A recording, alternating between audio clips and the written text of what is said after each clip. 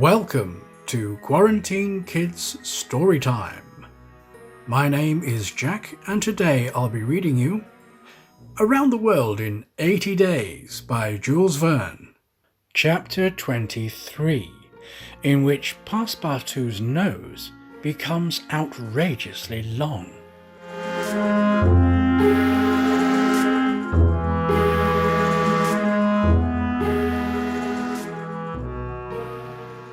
The next morning, poor jaded, famished Passepartout said to himself that he must get something to eat at all hazards, and the sooner he did so, the better. He might, indeed, sell his watch, but he would have starved first. Now or never, he must use the strong, if not melodious voice which his nature had bestowed upon him. He knew several French and English songs, and resolved to try them upon the Japanese, who must be lovers of music, since they were forever pounding on their cymbals, tam-tams and tambourines, and could not but appreciate European talent. It was perhaps rather early in the morning to get up a concert, and the audience, prematurely aroused from their slumbers, might not possibly pay their entertainer with coin bearing the Mikado's features. Passepartout therefore decided to wait several hours, and as he was sauntering along, it occurred to him that he would seem rather too well dressed for a wandering artist. The idea struck him to change his garments for clothes more in harmony with his project, by which he might also get a little money to satisfy the immediate cravings of hunger. The resolution taken, it remained to carry it out. It was only after a long search that Passepartout discovered a native dealer in old clothes, to whom he applied for an exchange. The man liked the European costume, and ere long Passepartout issued from his shop, accoutred in an old Japanese coat and a sort of one-sided turban, faded with long use. A few small pieces of silver, moreover, jingled in his pocket. "Good," thought he. "I will imagine I am at the carnival." His first care after being thus Japanesed was to enter a tea-house of modest appearance, and, upon half a bird and a little rice, to breakfast like a man for whom dinner was as yet a problem to be solved. "Now," thought he when he had eaten heartily, "I mustn't lose my head. I cannot sell this costume again for one still more Japanese. I must consider how to leave this country of the sun, of which I shall not retain the most delightful of memories, as quickly as possible." It occurred to him to visit the steamers which were about to leave for America. He would offer himself as a cook or servant in payment for his passage and meals. Once at San Francisco, he would find some means of going on. The difficulty was how to traverse the 4,700 miles of the Pacific which lay between Japan and the New World. Passepartout was not the man to let an idea go begging, and directed his steps towards the docks. But as he approached them, his project, which at first had seemed so simple, began to grow more and more formidable to his mind. What need would they for a cook or a servant on an American steamer, and what confidence would they put in him, dressed as he was? What references could he give? As he was reflecting in this wise, his eyes fell upon an immense placard, which a sort of clown was carrying through the streets. This placard, which was in English, read as follows: "Acrobatic Japanese Troupe, Honourable William Battlecar, Proprietor. Last representations prior to their departure to the United States of the Long Noses under the direct patronage of the god Tingo, great attraction." "The United States?" said Passepartout. "That's just what I want." He followed the clown, and soon found himself once more in the Japanese quarter. A quarter of an hour later, he stopped before a large cabin, adorned with several clusters of streamers, the exterior walls of which were designed to represent in violent colours, and without perspective, a company of jugglers. This was the Honourable William Battlecar's establishment. That gentleman was a sort of American Barnum, the director of a troupe of mountebanks, jugglers, clowns, acrobats, equilibrists, and gymnasts, who, according to the placard, was giving his last performance before leaving the Empire of the Sun for the United States of the Union. Passepartout entered and asked for Mr. Battlecar, who straightway appeared in person. "What do you want?" said he to Passepartout, whom he at first took for a native. "Would you like a servant, sir?" asked Passepartout. "A servant!" cried Battlecar, caressing the thick grey beard which hung from his chin. "I already have two, who are obedient and faithful, have never left me, and served me for their nourishment, and here they are," he added, holding out his two robust arms, furrowed with veins as large as the strings of a bass viol. "So I can be of no use to you?" "None." "The devil! I should like to cross the Pacific with you." "Ah!" said the Honourable Mr. Battlecar. "You are no more a Japanese than I am a monkey. Who are you dressed up in that way?" "A man dresses as he can." "That's true. You a Frenchman, aren't you?" "Yes, a Parisian of Paris." "Then you ought to know how to make grimaces." "What?" replied Passepartout, a little vexed that his nationality should cause this question. "We Frenchmen know how to make grimaces, it is true, but not any better than Americans do." "True. Well, if I can't take you as a servant, I can as a clown. You see, my friend, in France they exhibit foreign clowns, and in foreign parts, French clowns." "Ah, you are pretty strong, huh? Especially after a good meal." "And you can sing?" "Yes," returned Passepartout, who had formerly been wont to sing in the streets. "But can you sing standing on your head, with a top spinning on your left foot, and a sabre balanced on your right?"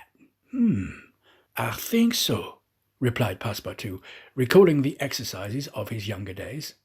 "Well, that's enough," said the Honourable William Battlecar. The engagement was concluded there and then. Passepartout had at last found something to do. He was engaged to act in this celebrated Japanese troupe. It was not a very dignified position, but within a week he would be on his way to San Francisco. The performance, so noisily announced by the Honourable Mr. Battlecar, was to commence at 3 o'clock, and soon the deafening instruments of a Japanese orchestra resounded at the door.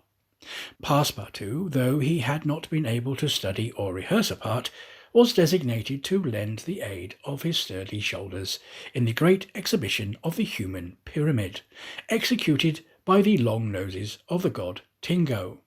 This great attraction was to close the performance. Before 3 o'clock, the large shed was invaded by the spectators, comprising of Europeans and natives, Chinese and Japanese, men, women, and children, who precipitated themselves upon the narrow benches and into boxes opposite the stage. The musicians took up a position inside, and were vigorously performing with their gongs, tam-tams, flutes, bones, tambourines, and immense drums. The performance was much like all acrobatic displays, but it must be confessed that the Japanese are the first equilibrists in the world. One, with a fan and some bits of paper, performed the graceful trick of the butterflies and the flowers. Another traced in the air with the odorous smoke of his pipe a series of blue words, which composed a compliment to the audience, while a third juggled with some lighted candles, which he extinguished successfully as they passed his lips, and relit again without interrupting for an instant his juggling. Another reproduced the most singular combinations with a spinning top. In his hands the revolving tops seemed to be animated with a life of their own in their interminable whirling. They ran over pipe stems and the edges of sabres, wires, and even hairs stretched across the stage. They turned around on the edges of large glasses, crossed bamboo ladders, dispersed into all the corners, and produced strange musical effects by the combination of their various pitches of tone. The jugglers tossed them in the air, threw them like shuttlecocks with wooden battledores, and yet they kept on spinning. They put them into their pockets and took them out still whirling as before. It is useless to describe the astonishing performances of the acrobats and gymnasts. The turning on ladders, poles, balls, barrels, etc. was executed with wonderful precision. But the principal attraction was the exhibition of the long noses, a show to which Europe is yet a stranger. The long noses form a peculiar company under the direct patronage of the god Tingu. Attired after a fashion of the Middle Ages, they bore upon their shoulders a splendid pair of wings, but what especially distinguished them was the long noses which were fastened to their faces, and the uses which they made of them. These noses were made of bamboo, and were 5, 6, and even 10 feet long, some straight, others curved, some ribboned, and some having imitation warts upon them. It was upon these appendages, fixed tightly to their real noses, that they performed their gymnastic exercises. A dozen of these securies of Tingo lay flat upon their backs, while others, dressed to represent lightning rods, came and frolicked on their noses, jumping from one to another, and performing the most skilful leapings and somersaults. As a last scene, a human pyramid had been announced, in which 50 long noses were to represent the car of Juggernaut. But instead of forming a pyramid by mounting each other's shoulders, the artists were to group themselves on top of the noses. It happened that the performer who had hitherto formed the base of the car had quitted the troupe, and as, to fill this part, only strength and adroitness were necessary, Passepartout had been chosen to take his place. The poor fellow really felt sad when, melancholy reminiscence of his youth, he donned his costume, adorned with various coloured wings, and fastened to his natural feature a false nose 6 feet long. But he cheered up when he thought that this nose was winning him something to eat. He went up on stage and took his place beside the rest who were to compose the base of the car of Juggernaut. They all stretched themselves on the floor, their noses pointing to the ceiling. A second group of artists disposed themselves on these long appendages, when a third above, then a fourth, until a human monument, reaching to the very cornices of the theatre, soon arose on top of the noses. This elicited loud applause, in the midst of which the orchestra was striking up a deafening air. When the pyramid tottered, the balance was lost, one of the lower noses vanished from the pyramid, and the human monument was shattered like a castle built of cards. It was Passepartout's fault. Abandoning his position, clearing the footlights without the aid of his wings, and clambering up the right-hand gallery, he fell at the feet of one of the spectators, crying, "Ah, my master! My master! You here? Myself! Very well. Let us go to the steamer, young man." Mr. Fogg, Aouda, and Passepartout passed through the lobby of the theatre to the outside, where they encountered the Honourable Mr. Battlecar, furious with rage. He demanded damages for the breakage of the pyramid, and Phileas Fogg appeased him by giving him a handful of banknotes. At 6:30, the very hour of departure, Mr. Fogg and Aouda, followed by Passepartout, who, in his hurry, had retained his wings and nose 6 feet long, stepped upon the American steamer.